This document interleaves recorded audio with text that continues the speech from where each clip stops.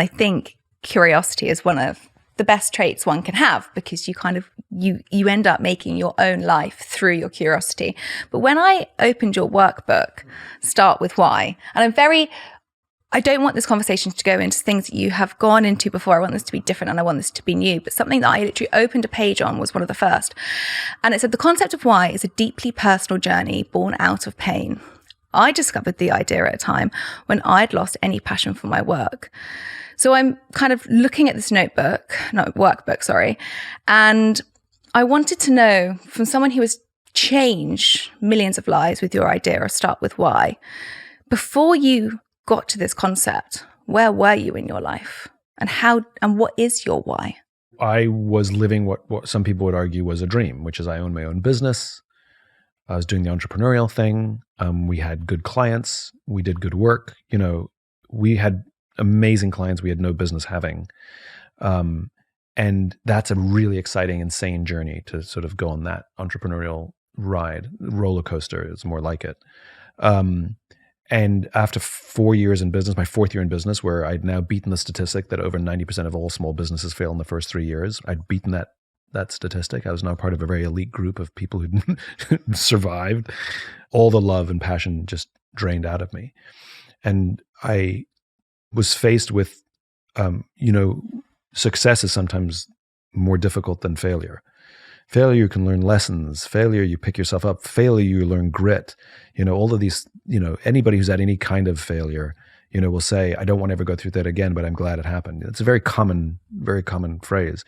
But success, we don't talk about, like the challenge of success, because now it's working, but I actually had Peter principled out. Because success means I was now, the organization was bigger than I could do by myself.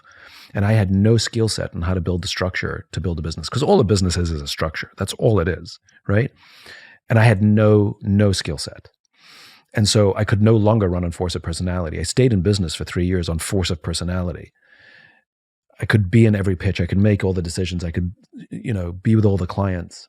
And now I couldn't. And I didn't know what to do. And instead of just admitting it and asking for help, I was lying, hiding, and faking every day, thinking that all of my credibility came from my ability to have all the answers and know what to do, which I had no answers and didn't know what to do. And when you're lying, hiding, and faking every day, that is a stress. And it is there's no joy in being in that mindset. But you have to keep up appearances. And for anybody who's ever been in a dark place knows, if you keep it to yourself, it only gets worse and lonelier and darker. And all of the horrible things started to seep in. Depression, paranoia, fear, all of it. And I felt all of it, and it was a bad time. And I'm very lucky that somebody who loved me, a dear friend, didn't know what was wrong, but something was wrong. And she confronted me. Something's wrong. Something is wrong. Nobody else. I was so good. Nobody else knew.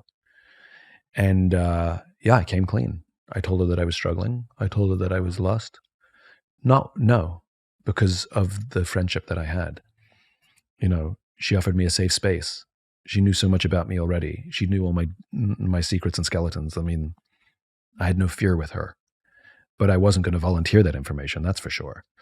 But when confronted, I couldn't bullshit her, So I came out and was clean to her, and it was a weight off my shoulders just talking about it.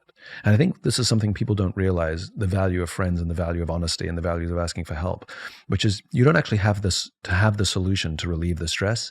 You just have to have said it. You just have to have named it and pointed to it. And the stress goes down remarkably, because I still didn't know what to do. But it was a weight off my shoulders that was a gift. What did you say to her? Did you just say, I'm lost and I don't know how to go to the next stage? I don't remember the details. I think one of the ways it started, it wasn't this one single conversation. It was a series of conversations. Okay. And one of the things that happened, I don't know if it was the beginning or the middle. I don't have a recollection, but she saw a test in the back of a magazine, like Psychology Today or something like that said, do you have adult ADHD? And she said, she was really nervous, and she brought me this test. She goes, I think this is you. I think you should take the test. So I took this little self-test at the back of a magazine, And it said, if you score something like 9 out of 21 or something, you should see a doctor. I think I scored 20 out of 21. And so I went to the doctor.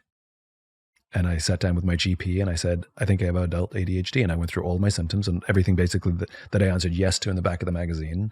And he went, that's a good diagnosis. And he wrote a script for me to go see a psychiatrist. And I went to a psychiatrist and sat down.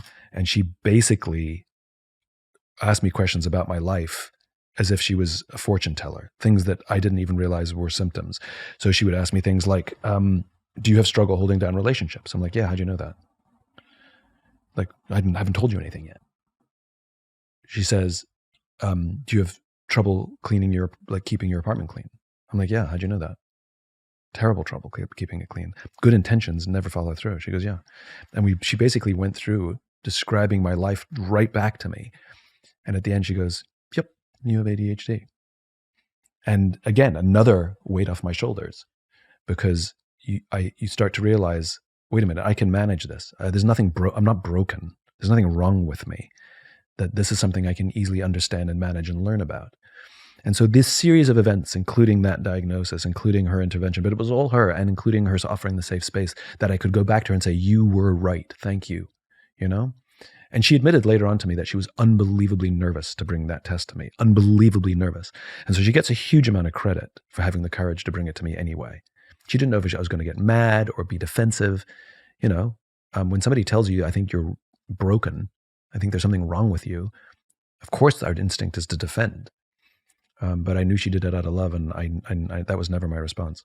How old were you when this all kind of transpired and you found out? I was probably 31 or 32. So I went my whole life not knowing. Because I reached well into adulthood without knowing.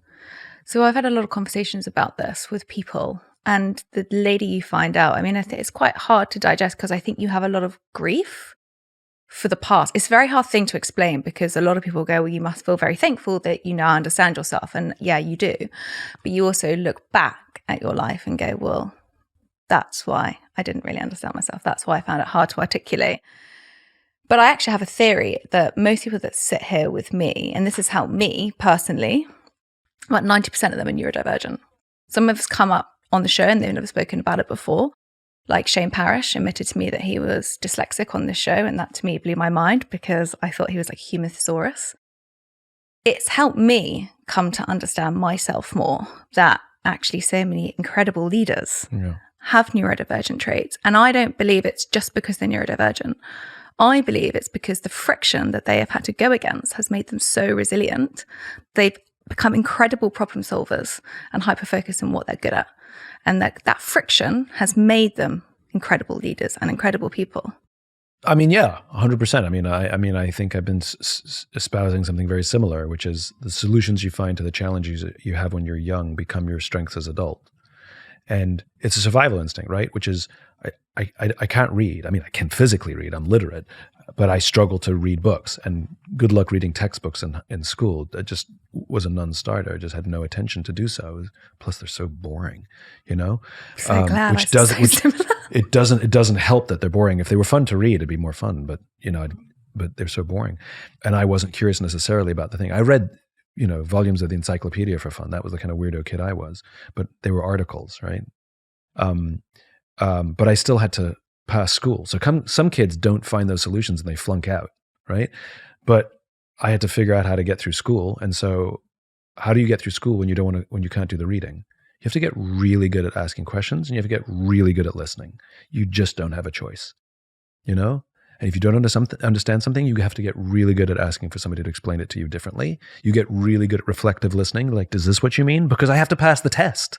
It's nothing to do with my desire to be a good listener. It's an absolute survival instinct, And so I didn't know it at the time, but you look at my career, and my career has been being able to hear things that other people miss, be able to translate difficult things to make them simple. Well, of course, because I had to translate things so I could understand them, so I could pass the test. So absolutely, they were my superpowers. But going back to, the number of neurodivergence you have on the show, I think the way we talk about the mind and the brain, I think is everybody has something wrong with their body. Everybody. Like somebody's got bad knees. Somebody has low back pain. Somebody has one bum shoulder. Somebody has a weird elbow. Everybody, 100% of people have something wrong with their body. So why on earth would we think that nobody has anything wrong with their mind? 100% of us have something with our mind, just like we have something with our body. Because we're human. Because we're human. And whether it's minor or severe, whether it's a known neurodivergence, because when I was a kid, there was no such thing as, we knew dyslexia. We had no such thing as ADHD. It wasn't even a thing, right? And so we're constantly adding to the vernacular and the glossary of what could it be in our brains that are making us a little different or a little unique. The tragedy of all of those neurodivergences is that we define them as deficiencies rather than advantages. Thank goodness I was an adult, because I could process the information. I already had built a sense of self-confidence and all of that stuff, and so when you call it a deficit and a disorder, I'm like, oh, whatever. I know. Well, when you said I was diagnosed, right? It sounds like you're diagnosed with a lifelong disease. Yeah, I mean that's just the start of it. I mean, we are telling children you have a deficit and a disorder. That's what ADHD is. It's a deficit and a disorder. Yes, that's one symptom. It's also a frickin' superpower. That when I am in hyperfocus, can't we just tell kids they have hyperfocus? And sometimes that goes with hyperfocus. Sometimes you're very distractible, right? Tell them they have a superpower, because my ADHD is an absolute superpower. Does it have liabilities? Of course. Everything in the world comes at a cost. You can't do anything in the world. You can't get anything in the world. You can't succeed at anything in the world for free. Everything comes at a cost. So the cost of my superpower, right? The cost of my superpower is that sometimes I'm distractible. Sometimes I struggle in relationships. Sometimes I struggle to keep my home clean. Okay. And so I can either delegate, ask for help, work my way around them, find tricks and solutions. And those are very small prices to pay for the advantages that I get from my magical superpower. And by the way, I believe everyone's the same. I am not unique. Everybody has to figure out what it is that their neurodivergence, we call it divergence for heaven's sakes, but let's go with it. But everybody has to think about what their neurodivergence is that makes them better, smarter, faster than anybody else because of that unfair advantage. My ADHD is an unfair advantage against people who don't have it.